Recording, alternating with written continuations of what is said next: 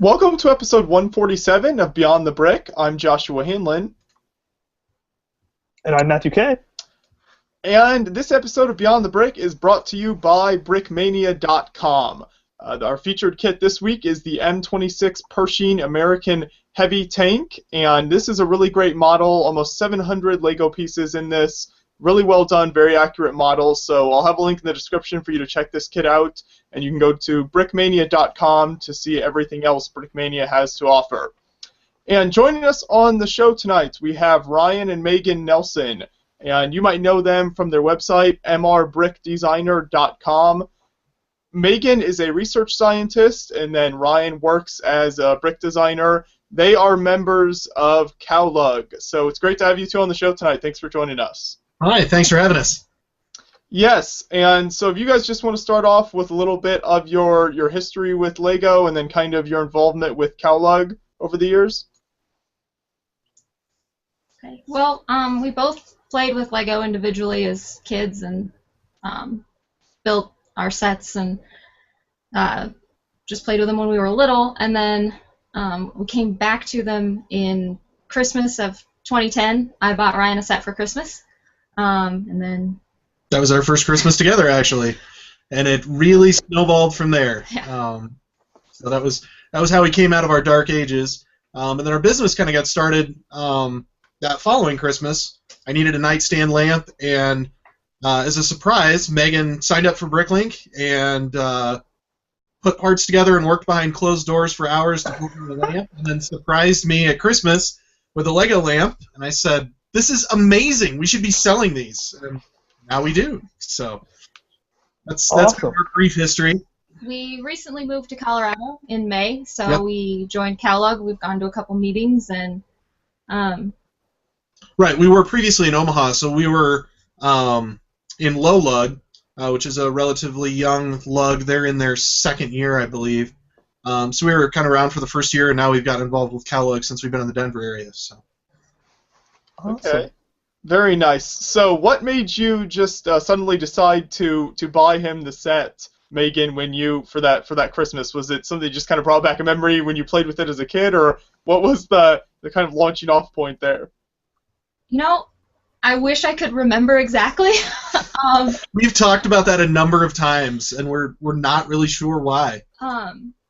I think I had many years before bought one of those little bitty Lego box sets for like a gift exchange that I ended up missing because of snow, I think, and I just kept it wrapped up, and then I found it and just kind of was thinking, oh, maybe I should look at buying other sets, and we might have walked by the toy aisle and he saw this. It was I don't remember the number. It's the helicopter transport that's got the little blue helicopter on it. I should have looked up the set number. I can't remember, but it was like one of those little $20 sets.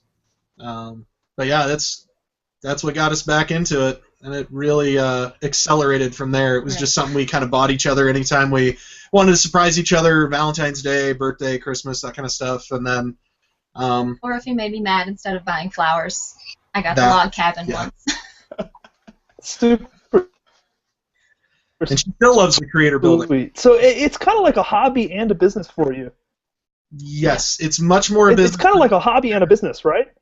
Yeah, it's much more a business than a hobby now. We have, I lost count, but at least 30 sets sitting sealed that we have yet to build, because we stay pretty busy building things for other people. But yeah, I mean, we have a great time with it, and it's a way for us to do something together. And I get to do this now instead of working for somebody else. So that's a big win for me. Mm-hmm. Yeah, that's always cool when you can take your Lego business full time like that. So you briefly mentioned some of the history with that. If you want to go in a bit deeper on kind of what made you start the business and what you've come up to at this point, some of the things you've done with it over the years. Yeah, go ahead, man. Well, we started with, I think, maybe 2 lamps and a clock on Etsy in January of 2013, and now we have over 100 different items. 108, I think, today. And then we've had over 350 sales, so and then we're in a couple local areas.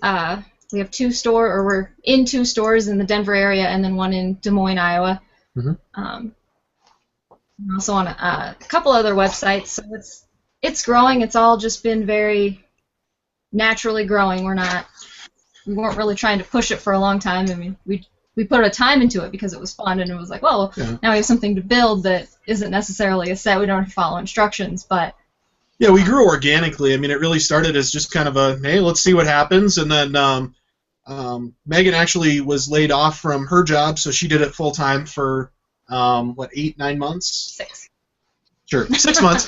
And then she found a position out here in Denver, and I was working for PayPal, so I left that position at PayPal and then took it full time out here in Denver. So we kind of flip flopped.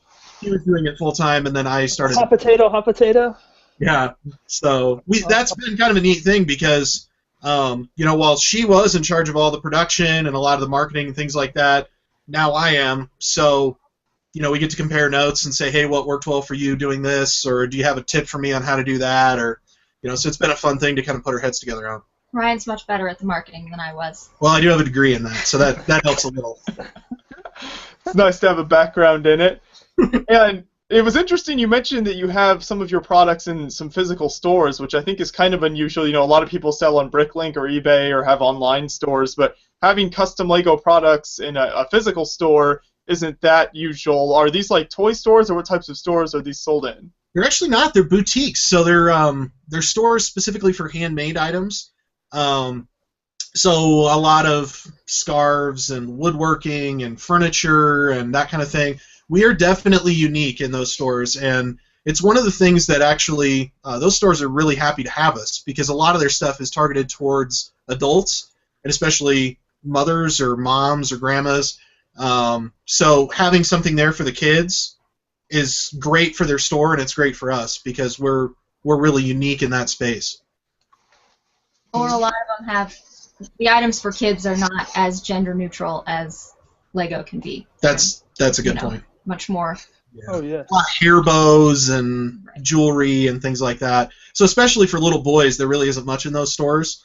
So we have buttons, and in one of the stores we have a big tub of buttons that are Lego themed that kids can kind of go through and pick a few out for $1 a piece, and that the folks at the store have told us that's a great way for moms to keep their kids busy while they go and shop. So, So you fill a nice niche.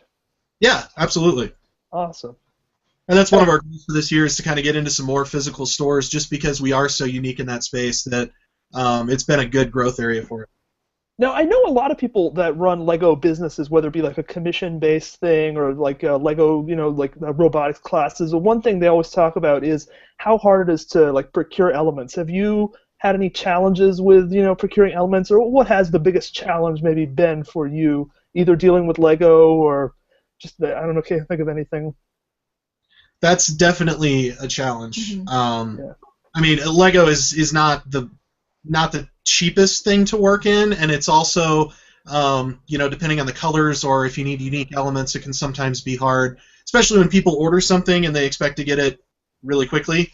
They may or may not. I mean, we do have a Bricklink store with a few 100,000 elements in it, so that was a good vertical integration for us, and that helps us keep more things in our inventory. But yeah, it's always a challenge. Totally. Yeah. So we buy a lot on Bricklink, and when we find deals, we try to grab those up. Plus, we have 2 Lego stores in this area, which has helped us a ton, because it was a lot harder in Omaha, where you don't have access to that retail. So. Sure. Yeah, the pick-a-brick wall, right? Lifesaver. Can be, but when you rely on it is yeah. when it lets you down. That's what we found. No, you guys had 2x4 blues yesterday! Subject to availability. Exactly. That's the disclaimer. Some of the non-Lego elements can also be hard to procure, because we do a lot of functional items, and it started with a lamp. While they're not our best seller anymore, they are still kind of a staple for us. And right. My grandfather used to make lamps out of woodworking, so it's kind of a personal touch for me to also be making lamps. But sometimes finding what we call the lamp guts. The actual electrical components, right.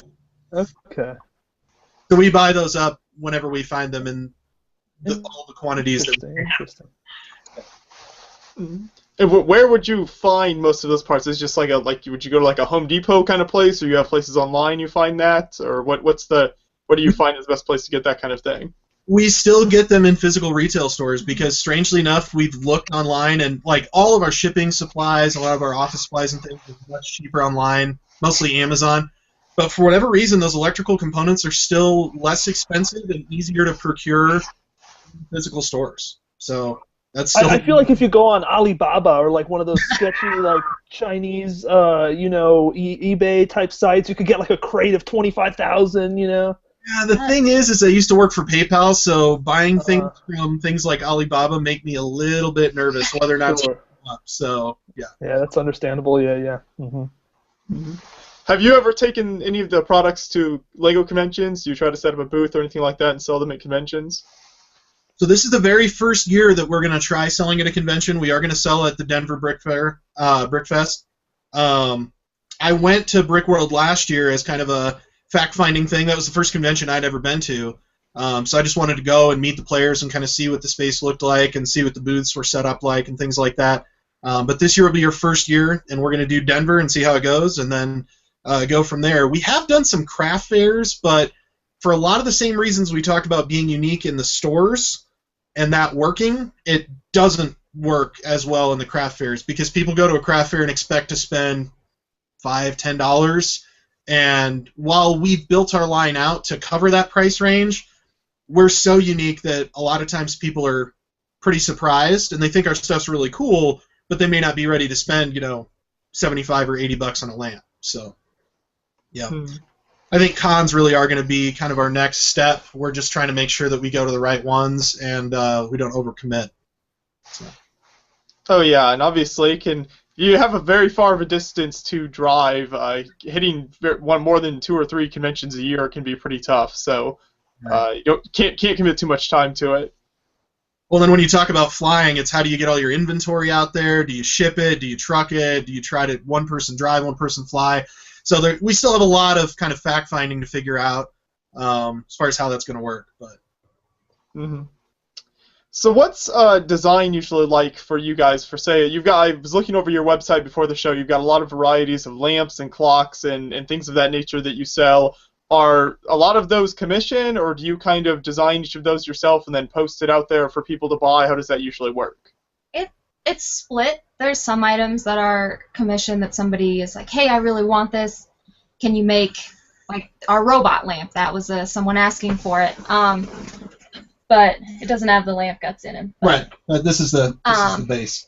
But other things are, for my design process, it's usually I think of something and then there's a night that I lay awake and can't fall asleep and I design it in my head.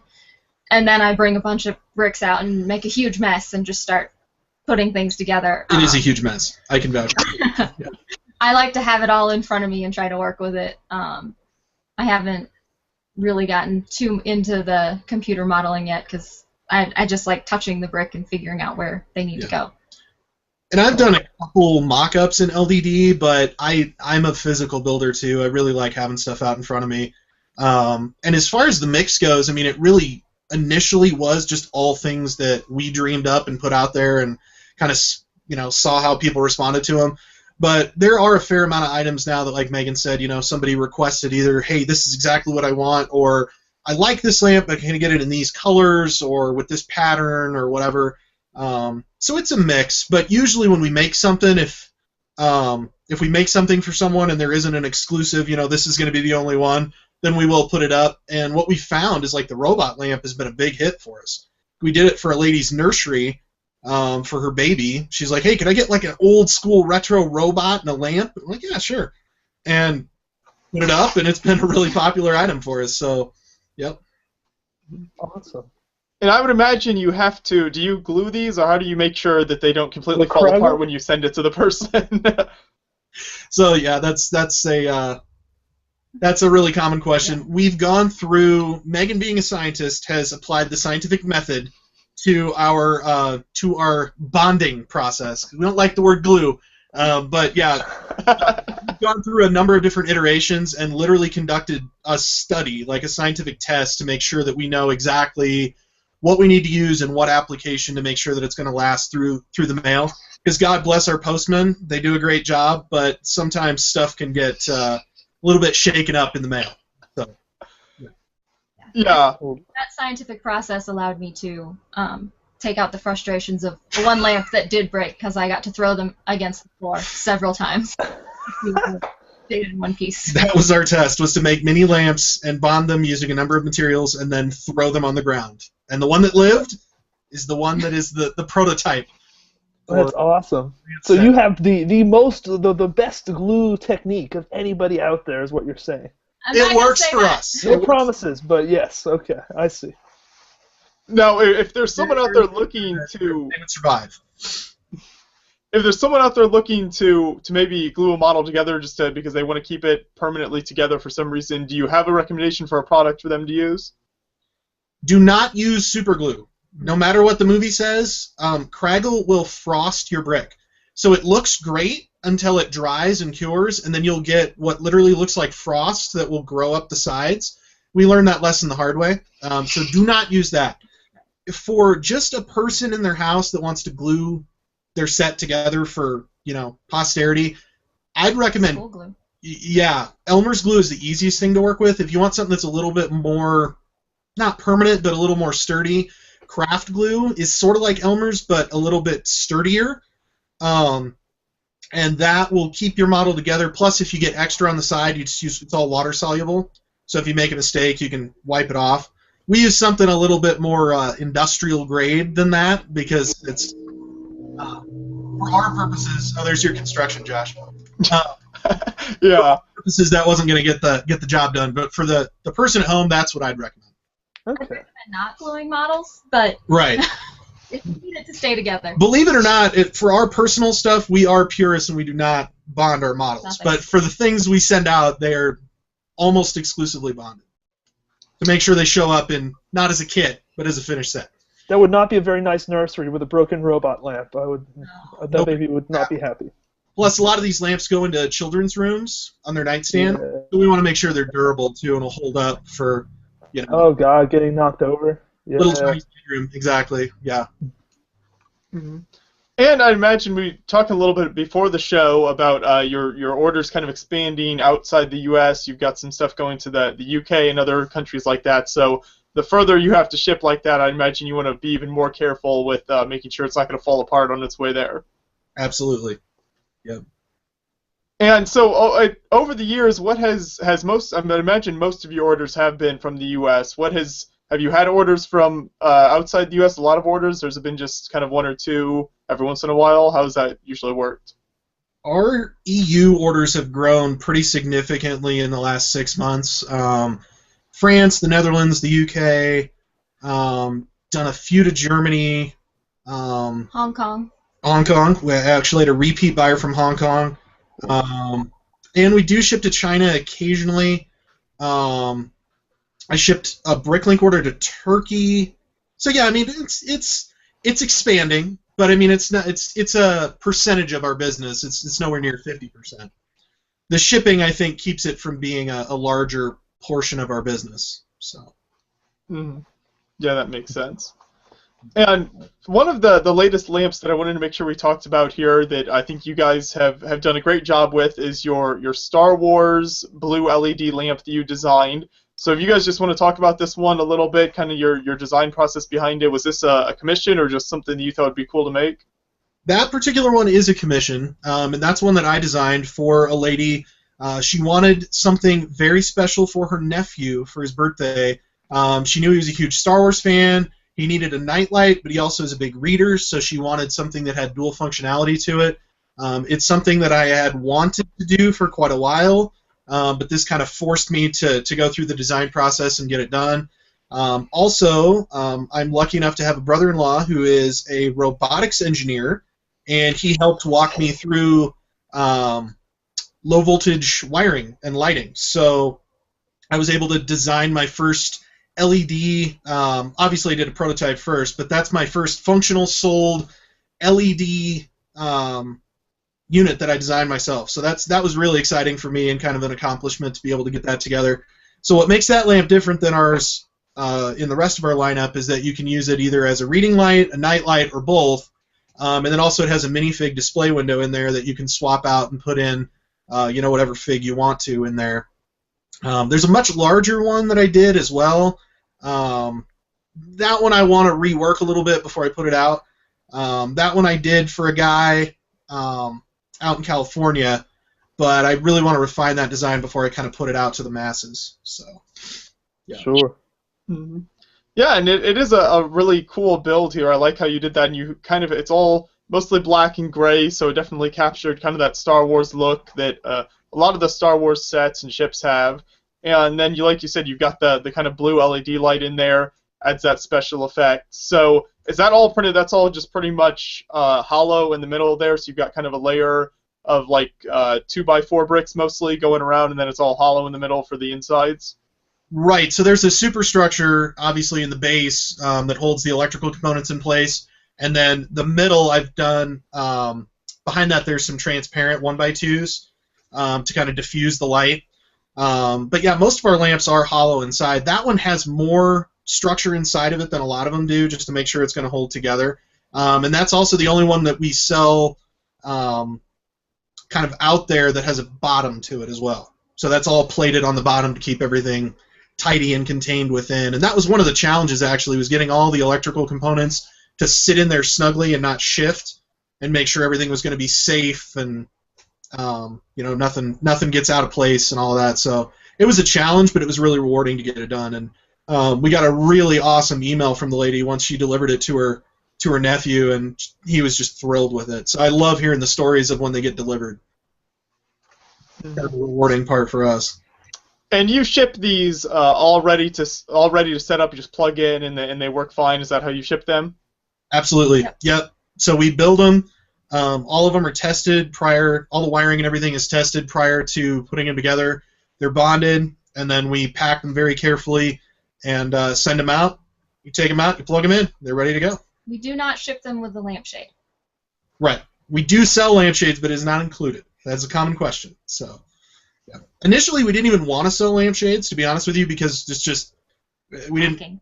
Yeah, packing a lampshade is really hard. We've gotten. It's a pretty awkward object, right? Yeah. Yeah, it's kind of challenging to ship. Strangely, they've been really popular. People demanded them, so now we do them. And we're actually getting into some custom designed ones now with kind of stamps that match the lamp designs and things like that. So definitely be looking for those coming up. Those are set to drop here in a couple of weeks. Awesome. Yeah, that's very cool. So now I wanted to kind of get your thoughts on some of the favorite builds of you guys that you've done over the years. Do you guys each have a favorite kind of a commission or a build that you've come up with over the years? Yeah, so I think my favorite, while I do really like the robot, I usually dance and sing with him when I'm building him, and Ryan kind of laughs at me. But probably the one that challenged me the most and really made me grow initially was I did a 2.5 foot, 3 foot tall wine bottle. I had never built anything round before, so it forced me to grow, and I don't know, it was fun to build and see just something that massive, and it was difficult to ship, but it got there in one piece, and it's somewhere on the East Coast. The guys in the FedEx store got a real kick out of that. We ended up shipping it in a golf club box, believe it or not. I guess that'd be about the right size for it, so that would work. That was their idea, not mine, but it worked great. So, yep. And then probably my favorite build that I've done here recently is a really large. Actually, got it over here. I'm a really big fan of the movie Fight Club, so I don't talk about it. A Tyler Durden Mosaic. So that was one of my favorite things, was just putting. I hadn't done a large scale mosaic, and that one's pretty small even by large scale standards, but kind of a proof of concept, and that's the reason it's Tyler, not the most kid friendly, or I haven't even listed it for sale because it's for me. If I wanted to sell a mosaic, I'd probably do like Elsa or something like that, but that one's for me as a proof of concept, so that's why I had so much fun building it. Mm-hmm. Do you guys sell mosaics right now, or just kind of would you do them with like commissions and things of that nature? We definitely accept commissions for mosaics. We've sold this one behind us, the little Colorado flag. Most of the ones we've done have been smaller scale. We haven't sold one that size yet, but we'd be open to doing one that size. We were on the news in Omaha last summer, and a guy requested a life-size mosaic of his son-in-law and daughter for their wedding, and he had absolutely no concept of how much such a thing would cost. So that's been our only real request for a mosaic we haven't been able to fulfill, just because he didn't realize it would cost thousands of dollars. So. The price of Lego these days. Right. And the labor to put something that's Oh God, yeah, well, and the logistics. There's a lot of Yeah, but yeah, we definitely do commissions on mosaics and other things as well. The only thing we really aren't accepting commissions on right now is vehicles. Vehicles is not our forte right now. There's a lot of guys out there that do amazing work in vehicles, but that's not something that we're devoting time to. No. Mm-hmm. And you mentioned there that if you did do something like a mosaic, you'd probably do something more kid-related. So when you're designing a product, do you have a specific audience in mind? Like you purposely make a lamp or a clock or something for a kid versus purposely designing it for an adult? It's kind of varied. When we were doing craft shows, we would hear a lot of people come up and say, "Oh, too bad I don't have a grandson or a son to buy something for." So we know a lot of people, when they look at Lego, they automatically think little boys. They don't think about other things. But we do get quite a few of our picture frames have gone. Girlfriends have bought them for boyfriends. Clocks too. Like that. Yeah. So yeah, I guess it kind of depends on what it is and what the styling is. Some of the brighter color things we tend to kind of gear more towards kids. Well, we've been surprised, actually, too, because initially we thought our target market was going to be predominantly kids or, parents of kids. But we've been really surprised that, like Megan said, I mean, this Valentine's Day we got a number of requests for people for their boyfriends or their husbands. A lot of people buy them for bosses' gifts. Like we have some business card holders that people surprise their boss with, or a coworker that did something nice for them, or, so we really designed just sort of as neutral as we can, I guess. Although, that being said, like Megan said, a lot of people are like, "Oh, too bad I don't have a little boy." Well, we found out that our offerings in a store, apparently a few people thought they were too male child-oriented, so we did design some, pink and purple and, that kind of stuff, and those items have done pretty well. So despite all the hullabaloo around Friends and all of that, I mean, we've been following that. People do want pink and purple Lego items. So girls like pastels. I think it's a fact of nature. Plus, the Pick-a-Brick has been much more giving in its pastels and magenta, right? Or that like muted purple color? Yeah, and then pink as well, bright pink. And those new classic boxes have a lot of color variety in them. Yeah. We haven't gotten any of those yet, but... Yeah, we were disappointed they retired the 650 set that was all basic brick. Because right now, I mean, a lot of the basic brick sets they have out are really varied, kind of across all different types of parts. This is great for a kid that wants to build like a rocket ship or a car or something, but for somebody like us that's just trying to get as much basic brick as we can get our hands on, it makes it a little more challenging. Yeah. Mhm. Well, that's really cool. And do you guys have any projects coming up here planned for the future? Any big commissions or anything you're working on designing you're planning to start selling soon? Well, I just accepted a commission to build a globe. With what's his name? The Lowell sphere. Yeah, Lowell. Yeah. So I taught with the aid of the internet, taught myself how to do that. I'm working on that now. It's kind of a little smaller scale than a lot of ones people have done for the globe. So we'll see how it turns out. She's working within a budget, so it's going to be scaled appropriately. But yeah, it's a lot of fun trying to. Sometimes I need the commissions to push me to try new things. So totally, a good challenge, yes. And then I'm rolling out a series of night lights, like dedicated night lights, that are going to have transparent Lego and then using the same low voltage LED technique. I just finished one 2 days ago, so I'll be posting that probably this weekend. And those will be, a small format, nightlight only, with just a single click on, click off button, and those will be in the probably $30 to $40 price range. Okay. That's cool. Yeah, that's a neat idea. Should be pretty interesting to see when those come out. Yeah, Yeah, this is something I really just want to throw this out here real quick. So it sounds like you guys are building like lamps, and do you have like a lot of like kitschy stuff, but it's not like there's no building component to it. Have you ever thought of like maybe making little sets or like a lamp building kit? Has that idea ever crossed your mind? Too much work maybe? We thought of a lamp building kit. The main thing that's stopped me from doing it, at least, is the instructions part. Okay. Understandable. Yes. There's a lot of other people out there that build the little building models, and they do a great job at it, and I just don't know if I want to get into that area. There's a lot of competition in that space for sets, and there's a lot of people, like Megan said, that do it really, really well. We've thought about doing it, especially a lamp kit. There's a couple people have asked us about it. The thing that makes me nervous about it is when you send somebody a kit with an electrical component. My brother is an attorney.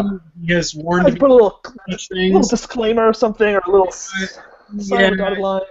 It makes me burn your house down. Pretty nervous. So that's the reason we've done all finished, type things. And I do, though, the one kit, now that you mentioned that, is I do have a kit for Colorado coasters, Colorado flag coasters, and I did design instructions for those, and those are available as a set from our website. So, I would do coasters or, some other kind of, we really try to be functional, so things that are used, could actually be used in the home.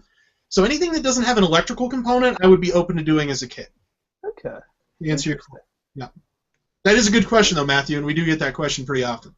Yeah, and it's understandable that you're kind of in a vertical or whatever, in a niche that's it's sort of you're able to do and compete very well. But yeah, it's something that's so hyper-saturated, why bother?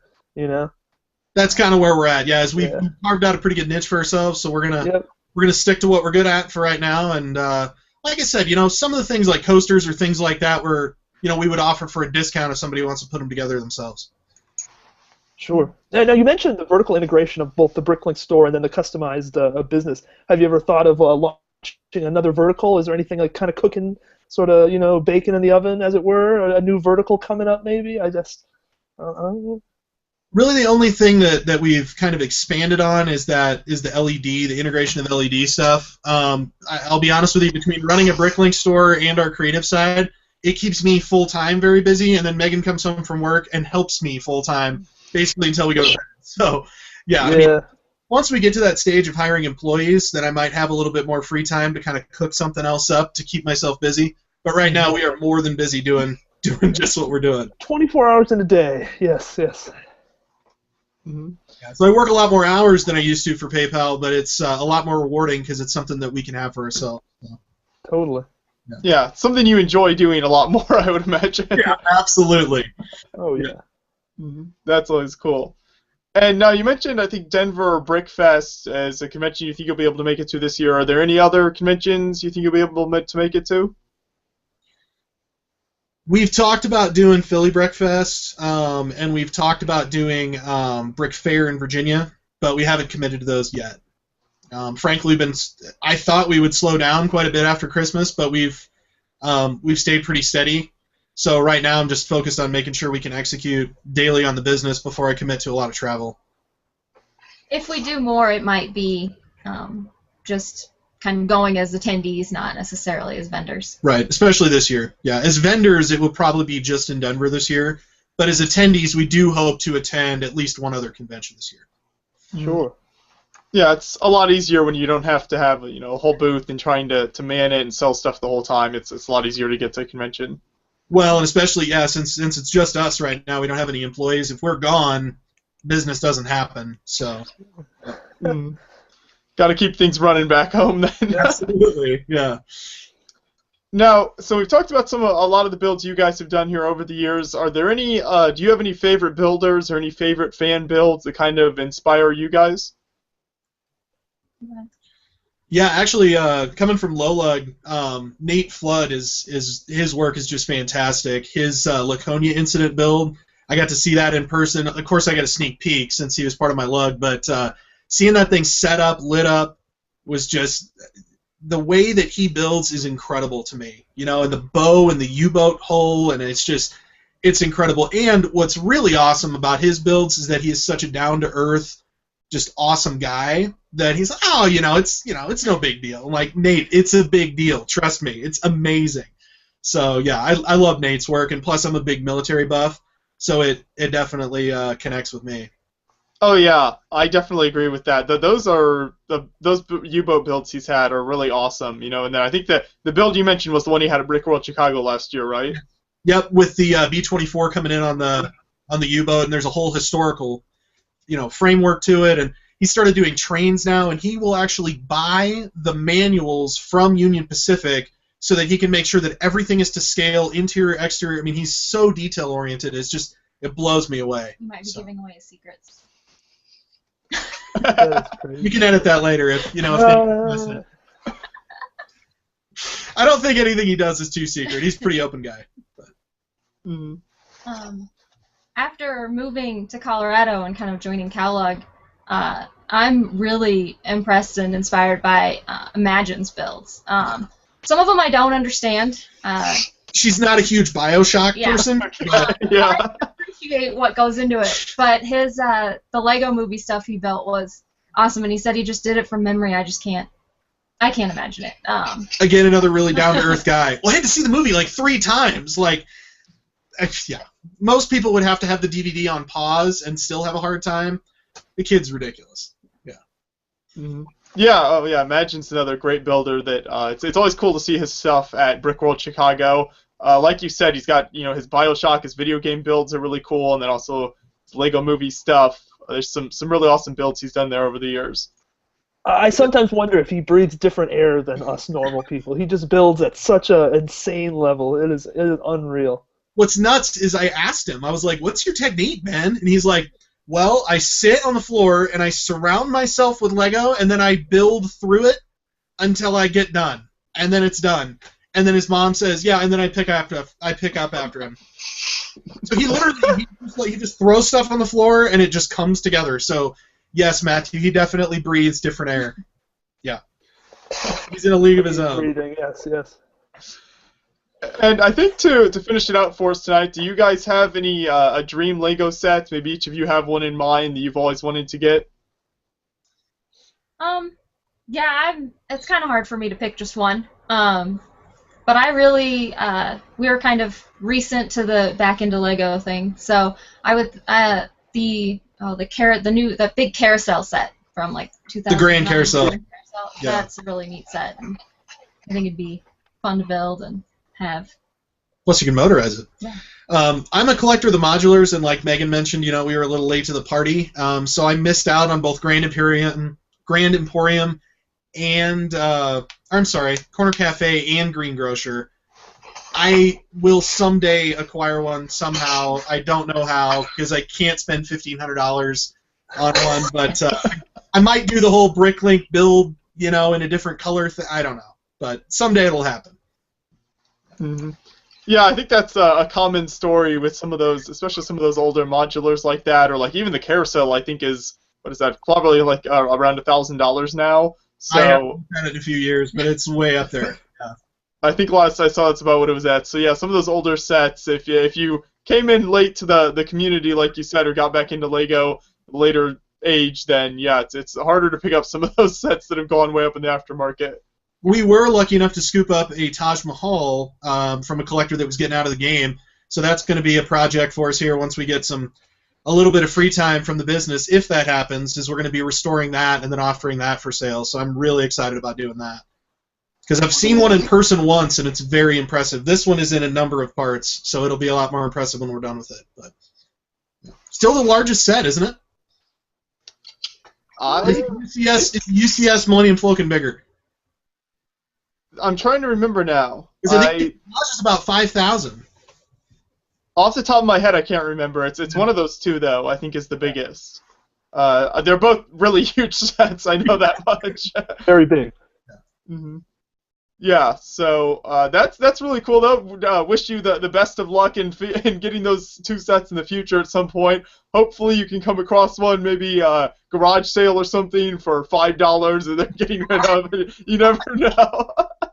Well, even Goodwill's getting smart now to where they've got somebody there that understands what the sets are worth, so you can't even get there. I know. God, what a travesty. Yeah, it happens. Lego's worthless, Goodwill. Lego's not worth anything, Goodwill. Just put it out there. Worthless. Matthew's an expert, so you can listen to him. Yeah, I would value that Taj Mahal set that you just got. Oh, that's worth $1. Yeah, just $1. Yeah. $50 tops. Yeah. Just toss it under the coats, you know. Yeah. I'm sure everyone has dreamed at some point of walking into a Goodwill and finding a deal like that, but I think it's few and far between at this point. Definitely. Yeah. Mm-hmm. Well, it's been really great talking to you guys. It's so nice of you guys to join us on the show tonight. I appreciate you taking the time to talk with us, tell us more about kind of your history with Lego and what you've done with it over the years. What's the best place for people to kind of keep up with what you guys are doing and check out what all you're selling? Follow us on Twitter at mrbrickdesigner. Check out our website, mrbrickdesigner.com, or on Facebook at Facebook.com/mrbrickdesigner. Okay, sounds good. And I'll make sure to put links to all the builds that we talked about in the description of this video so you can check that out, and then links to everything that Ryan just mentioned there so you can follow them and keep up to date with the latest stuff they're working on. And I'd like to remind you about the Brick Builders Club. You can go to brickbuildersclub.com and start receiving your monthly box of really cool Lego content like stickers and shirts and custom pieces. That's brickbuildersclub.com, and I'll have a link to them in the description as well. Thanks for watching, everybody. We will see you next week.